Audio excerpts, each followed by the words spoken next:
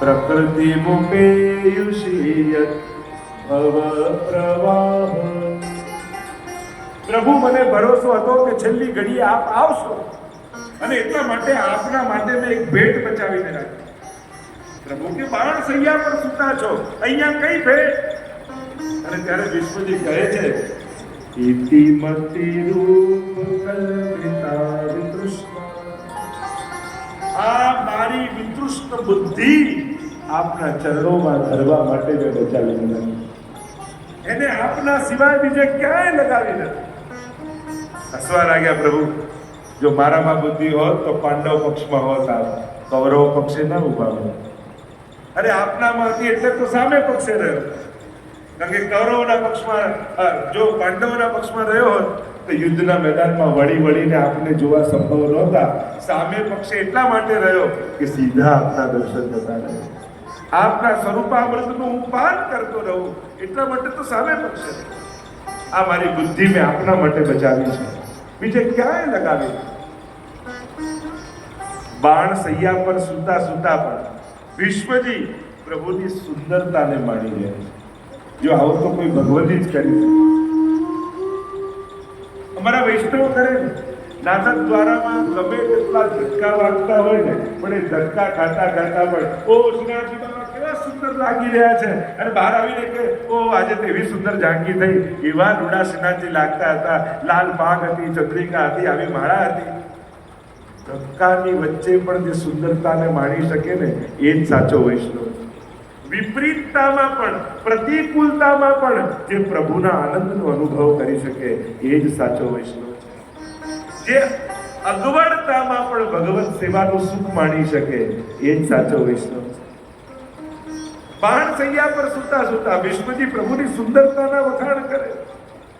ત્રિભુવન કમનમ તમાન વર્ણમ રવિ કર ગૌરવ રામરમ દધાને વપુરલક કુલા વૃતાનનાજમ વિજય સખે રતિરસ્તુ મે નવદ્યા.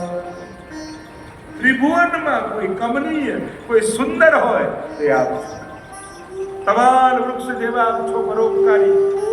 તમાલ વૃક્ષ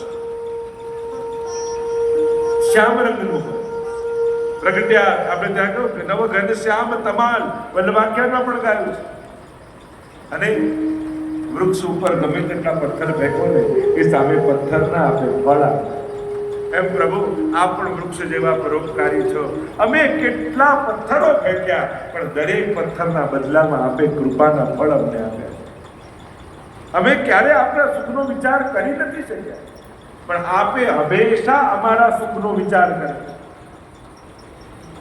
જો સેવામાં તમે હો ને, અને સેવામાં બેઠા બેઠા તમારું મન ઠાકોરજીથી ભટકતું હશે, પણ યાદ રાખજો ઠાકોરજીનું મન ક્યારે પણ તમારાથી ભટકતું નથી.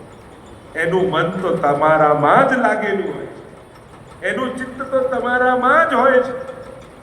અને એટલા માટે અહીંયા તમાલ વર્ણ રવિ કર ગૌરવ રામ રમ ધાને સૂરજના કિરણો જેવું પીળું પિતાંબર આપણે ધારણ કર્યું છે. એક એક ઘટનાઓને વિશ્વજી યાદ કરે છે. યાદ કરતા કરતા કહ્યું, જ્યારે વિશ્વજીએ પ્રતિજ્ઞા, પ્રભુએ પ્રતિજ્ઞા લીધી કે યુદ્ધમાં રહીશ પણ હથિયાર હાથમાં નહીં દઉં. વિશ્વજીએ પણ પ્રતિજ્ઞા લીધી, પ્રભુના હાથમાં હથિયાર મેળવીશ.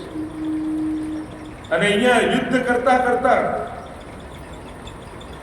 એક પછી એક બાણ છોડતા છોડતા જ્યારે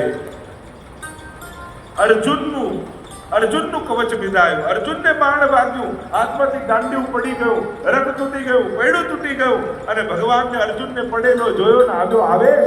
હાથમાં એક ચક્રને લીધું, સુદર્શનનું આહવાન કર્યો, રથના પૈડાને આંગળીમાં ફેરવતા સુદર્શનનું આહવાન કરી અને વિશ્વજીને મારવા દોડે છે.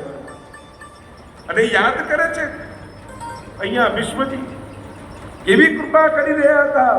સ્વ નિગમ અપહાય મત પ્રતિજ્ઞા, મારી પ્રતિજ્ઞાને સાચી ઠેરવવા માટે આપ પોતે પોતાની પ્રતિજ્ઞા છોડી દીધી.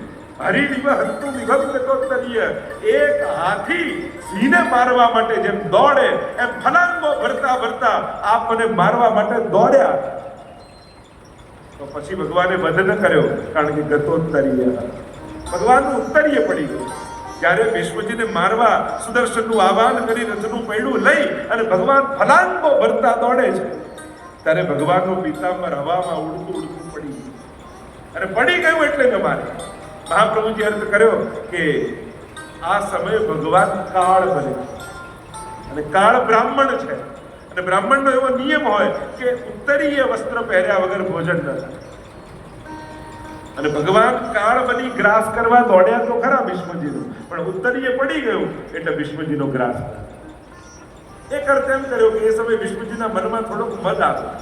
મનમાં થયું કે જો ભગવાન હાર્યા અને હું જીત્યો, એમની પ્રતિજ્ઞા તોડાવીને મારી સત્ય થઈ ગઈ.